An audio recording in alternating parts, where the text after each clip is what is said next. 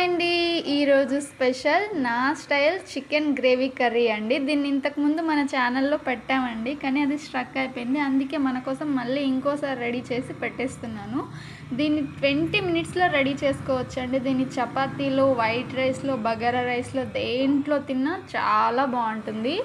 తొందరగా రెడీ అయిపోతుంది. అయితే ప్రాసెస్లోకి వెళ్ళిపోదాం రండి. పొయ్యి మీద కుక్కర్ పెట్టేసి సరిపడా ఆయిల్ యాడ్ చేసి, ఆయిల్ హీట్ అయిన తర్వాత కొన్ని ఆవాలు, జీలకర్ర, ఆ తర్వాత ఆనియన్స్, పచ్చిమిర్చి.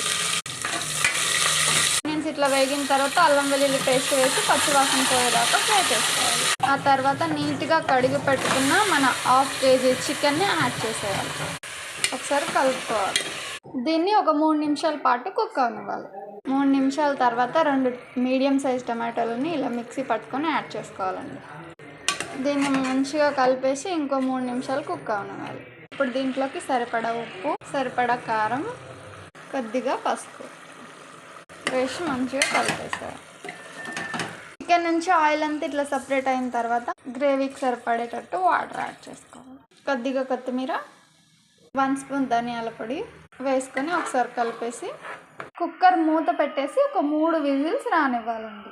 కుక్కర్ నుంచి ఆవిరి దానంతట అదే పోయిన తర్వాత కుక్కర్ మూత తీసి చూస్తే మన చికెన్ కర్రీ ఇలా రెడీ అయిపోయిందండి. మీరు కూడా చికెన్ గ్రేవీ కర్రీ ఇలా ట్రై చేసి ఎలా వచ్చిందో కామెంట్ చేసేయండి.